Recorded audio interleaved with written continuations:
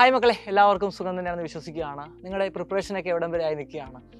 നമ്മുടെ സ്കൂളിലൊക്കെ എനിക്ക് തോന്നുന്നു ഏകദേശം നമ്മുടെ first text book fully complete ആയിട്ടുണ്ട്. സെക്കൻഡ് ടെക്സ്റ്റ് ബുക്ക് ഇതാ തുടങ്ങാനായിട്ട് പോവുകയാണ്. ഇനി ഒപ്റ്റീക്സും കാര്യങ്ങളൊക്കെയാണ് നമ്മൾ പഠിക്കാനായിട്ട് പോകുന്നത്. അപ്പോൾ ഇതുവരെ നിങ്ങൾ പഠിച്ച ഈ ചാപ്റ്ററിൻ്റെയൊക്കെ എക്സാമിനേഷൻ നിങ്ങൾ കണ്ടക്ട് ചെയ്തിട്ടുണ്ടോ? നിങ്ങൾ സ്വന്തമായി ഒന്ന് വിലയിരുത്തി നോക്കുക. നിങ്ങളൊന്ന് റിവൈസ് ചെയ്തിട്ടുണ്ടോ? അതിൻ്റെ എക്സാമിനേഷൻ എഴുതിയിട്ട് അതിനകത്ത് നിങ്ങൾക്ക് എങ്ങനെ പെർഫോം ചെയ്യാൻ പറ്റുമെന്നൊക്കെ നിങ്ങൾ വിലയിരുത്തിയിട്ടുണ്ടോ? നിങ്ങൾ സ്വന്തമായി ഒന്ന് ആലോചിച്ച് നോക്കുക.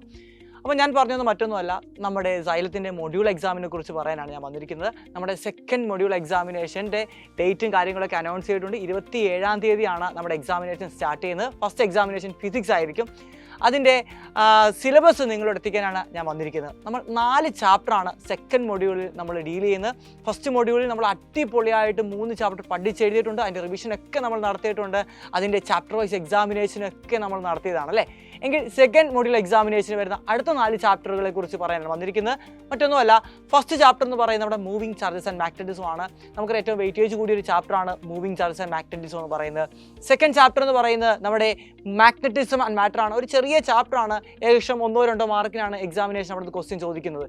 അടുത്ത വരുന്ന ചാപ്റ്റർ എന്ന് പറയുന്നത് നമ്മുടെ ഇലക്ട്രോ മാഗ്നറ്റിക് ഇൻഡക്ഷനും പിന്നീട് വരുന്നത് ആൾട്ടർനേറ്റിംഗ് കറണ്ടുമാണ്. ഈ 4 ചാപ്റ്ററിൽ നിന്നും ഏകദേശം നമ്മുടെ ഫൈനൽ എക്സാമിനേഷന് 17 മാർക്കിനാണ് ക്വസ്റ്റ്യൻ ചോദിക്കുക. അത്ര വെയിറ്റേജ് കൂടിയ 4 ചാപ്റ്ററുകളാണ് നമ്മൾ ഞങ്ങൾ ഡീൽ ചെയ്യാൻ പോകുന്നത്.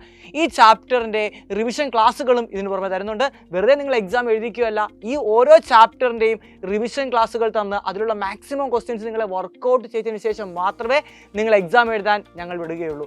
അപ്പോൾ അതിൻ്റെ ഡീറ്റെയിൽസും കാര്യങ്ങളും ഒക്കെ ആയിട്ട് നമ്മളൊരു ലോഞ്ചുമായിട്ട് വരുന്നുണ്ട്.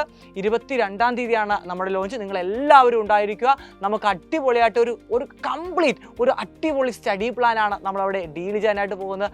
അപ്പോൾ നാളെ ലോഞ്ചിൽ കാണാം. Bye bye. മാത്രമല്ല, എല്ലാവരും നന്നായിട്ട് പഠിക്കുക, നന്നായിട്ട് മൊഡ്യൂൾ എക്സാമിന് പ്രിപ്പയർ ചെയ്യുക. നമുക്ക് അടിപൊളിയായിട്ട് എക്സാം എഴുതി നല്ല മാർക്ക് കരസ്ഥമാക്കാൻ നോക്കാം.